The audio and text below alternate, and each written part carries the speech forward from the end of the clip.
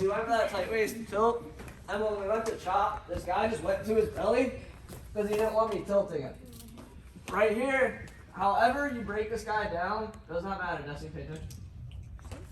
So, what I'm going to do instead here, because I still want that leg, but I don't want to force it. All I'm going to do is take my inside leg, so whatever side that is, maybe you're on this side, this side, but either way, it's your inside leg. You're going to scoop the foot and kind of leg curl it to yourself. So see how that foot is now closer to me? Now what I'm going to do is reach down with my outside hand. Because if you reach down with this arm, every ref in the state is going to think you're trying to bow an arrow, and they're going to stop you. So you reach with this arm right here, and all I'm going to do is drive my outside toe into the mat and elevate the leg.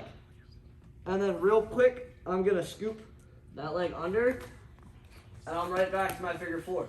Now, what's nice about this is I can actually get a better figure four doing it this way. Guys, quiet. So, if I'm here and I need a better figure four, all I need to do is just pull that and then climb my leg up. The higher up on his hip my figure four is,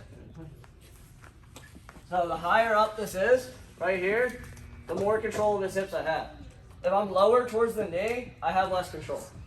Higher up means I own his hips. So now all I gotta do to turn him is literally just start turning my hips. And that starts to turn him over. Now we add in the upper body. So remember how I had you guys finish to this position? No, Brayden, out in the hall. Sorry. So we finish this position right here. Grab that wrist. Now what I'm gonna do is take the other hand under and grab my own wrist. So right like this, his wrist from over, my wrist from under.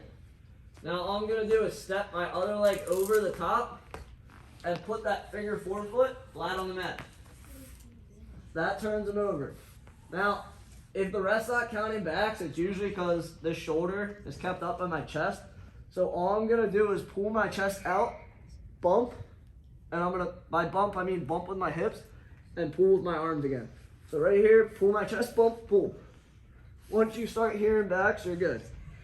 And if you're scared of being in danger, it means if he goes to turn into me, all I'm gonna do is straighten my arms and squeeze my leg. If he turns away from me, I'm gonna pull him right back. Now, when he goes to belly out, we let him belly out.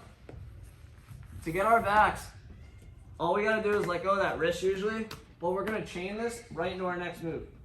So instead of letting him just, get his hand free, seal up, and hide from me, when I get that turn, if I see the ref give me my backs before I let go of this wrist, that's even better. But if the ref doesn't give me my backs, I bump that arm out, keep that hand there, wait for the backs, grab his fingers. Now I'm gonna pull the fingers up and over the head. You need all four fingers, Griffin. All not four one, fingers. not two, and not three. I pull the hand up over the head, and then I keep it in place by putting my own hand on it.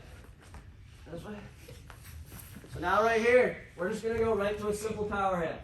Hand comes under, locks on my own hand, push the head away, start punching, pull him over. Now, yesterday we did this, and I got a lot of questions, like, can't this guy just try and turn right onto you? No. If he tries to turn into me, all I'm gonna do is use my other leg to catch him. So this leg that's in is fine. If he turns into me, that leg hooks over, and I'll just square back up and pin him. So don't be afraid of them turning into you because you're in better position.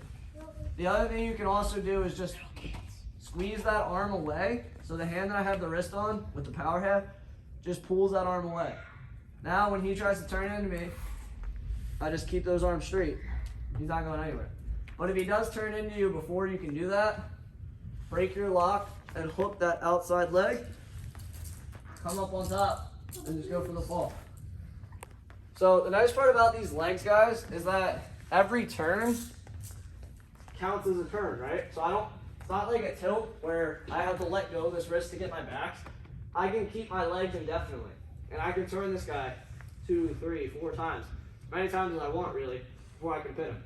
So again, you guys are just gonna have him start on the belly, but picture you just broke him down. So either way, I broke him down to the mat. Now remember, inside leg, hooks. Right here. Hook. Scoop it.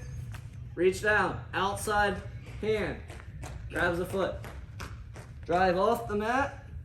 Scoop and hook. The higher up, the better. So you want to be above the knee at a minimum, but the higher up your foot is towards his hip, the better it is. Bump that arm forward. Grab the wrist. Hand comes under. Grabs my own wrist. My non-figure forefoot, so my free foot that's in the mat, hooks behind his other leg. Start turning his hips with mine. If you're not getting backs, bump and scoop. Right here, he goes to belly out.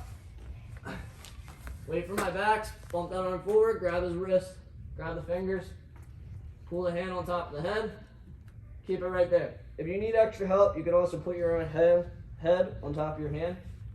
Pull that hand through, power half. Same thing, step my leg over, foot goes flat, boom.